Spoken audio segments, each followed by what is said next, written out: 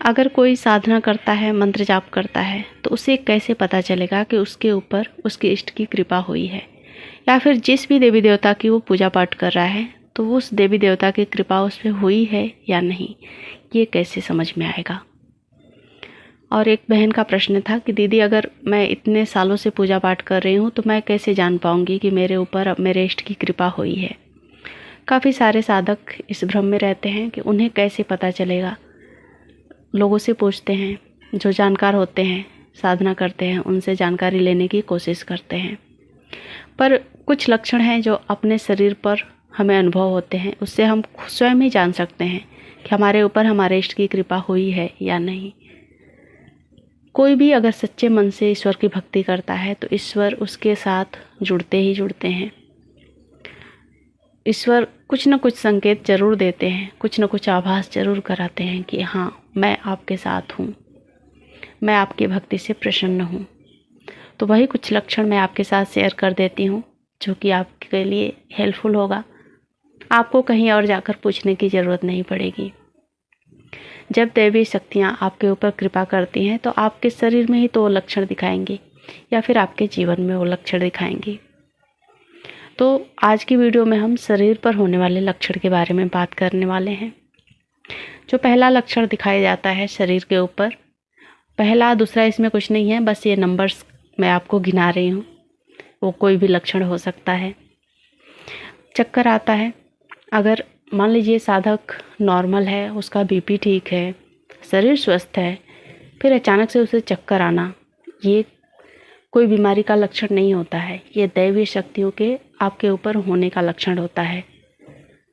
ये चक्कर किसी किसी साधक में कंटिन्यू बना ही रहता है और कोई कोई साधक ऐसा होता है जिसको अचानक से बैठे बिठाए चक्कर आ गए, चलते चलते चक्कर आ गए, ऐसा लगा कि वो गिर जाएगा, आंखें धुंधली पड़ गई, अचानक से ये चीज़ें होती हैं। और जब कुंडलिनी ऊपर जाती है ना तो भी ये लक्षण दिखाई देते हैं। कुंडलिनी शक्ति की वजह से भी ये ऐसा होता है। तो उसमें होता है कि कंटिन्यू बना रहता है चक्कर, आपको हमेशा सर घूमते रहेगा। लेकिन सिर्फ आपको देवी शक्तियों की कृपा, जैसे होता है ना साधना में, कुछ लोग कुंडलिनी के लिए साधना करते हैं, कुछ लोग ईश्वर की भक्ति करते हैं कृपा प्राप्त करने के लिए, उनका ब्लेसिंग के लिए। तो सबका भाव अलग अलग होता है। तो कुंडलिनी वालों को खास तौर से, और वैसे तो साधना अगर आप करते हैं सच्चे मन से तो एक साथ आपको सब कुछ गिफ्ट के तौर पे मिल ही जाता है। लेकिन आप मन में इच्छाएं लेकर करते हैं तो वो वैसे वैसे इच्छाएं पूरी होती है। मान लीजिए आपने कुंडलिनी की इच्छा रख के साधना शुरू की तो आपको वही मिलेगा। लेकिन अगर आपने निस्वार्थ भाव से कोई इच्छा नहीं करी, सिर्फ आपको ईश्वर का प्रेम चाहिए, ईश्वर की भक्ति चाहिए, उनकी शक्ति चाहिए, तो आपको शायद ईश्वर गिफ्ट के रूप में सब कुछ दे दे। तो ऐसा ही होता है। तो ये जो लक्षण होता है ना, जैसे मैंने बताया, 2 तरह से चक्कर आना किसी भी साधक के अंदर हो सकता है। कुंडलिनी वालों को कंटिन्यू रहेगा और जिनके ऊपर ईश्वर की कृपा हुई है, ब्लेसिंग मिली है, उनको कभी कभी ऐसे झटके से चक्कर आएगा, ऐसा लगेगा कि सर घूम गया, वो गिर ना जाए, ऐसा फील होता है। दूसरा जो लक्षण देखा जाता है वो कंधे में हैवीनेस फील होना और दर्द फील होना। वो कोई भी कंधा हो सकता है, चाहे दायां या फिर बायां, किसी भी कंधे में दर्द होगा। किसी किसी साधक को दाएं में होता है और किसी किसी साधक को बाएं में होता है। तो कंधे में दर्द होगा और दर्द ऐसा होगा, ऐसा लगेगा कि कोई कंधे पर बैठा है, ऐसा होगा। खिंचाव के साथ गर्दन और कंधा दोनों एकदम खिंचाव के साथ दर्द होगा। तो ये वाला दर्द नॉर्मल दर्द से अलग होता है, सर्वाइकल से भी अलग होता है। तीसरा जो लक्षण दिखाई देता है वो शरीर में कंपन होता है, सिहरन होता है। जब दैवी शक्ति आपके ऊपर कृपा करती हैं तो आपके शरीर में तेज सिहरन हो जाएगी, कहीं बैठे बिठाए अचानक से आपके शरीर में ऐसा बिजली के जैसे झटके लगे या फिर अचानक से शरीर कांप गया, ऐसा होता है जब आपके ऊपर दैवी शक्तियाँ वास करने लगती हैं। चौथा जो लक्षण दिखाई देता है वो होता है आपके पैरों में दर्द होना, पैर के निचले हिस्से में दर्द होना, खासतौर से एड़ियों में चुभन के साथ जो दर्द होता है वो होता है जब आपके ऊपर शक्तियाँ वास करने लगती हैं। आप सो के उठोगे तो आपके पैरों में ऐसा सुइयाँ सी चुभेंगी। और देखिए यहाँ पर ये बीमारी के भी लक्षण होते हैं। तो बीमारी वालों को ठीक है, उनको तो पता चल जाता है, डॉक्टर के पास दिखाते हैं तो, लेकिन जब शक्ति वाले लोग होते हैं उनको डॉक्टर नॉर्मल बताते हैं, लेकिन उनको ऐसा फील होता है कि उनको शरीर में कुछ तकलीफ़ है, पैरों में दर्द होते रहेगा। और ये भी वैसा ही होता है जैसे कि मैंने ऊपर के सभी लक्षण बताए, अचानक से कभी भी शुरू हो जाता है और कहीं भी शुरू हो जाता है।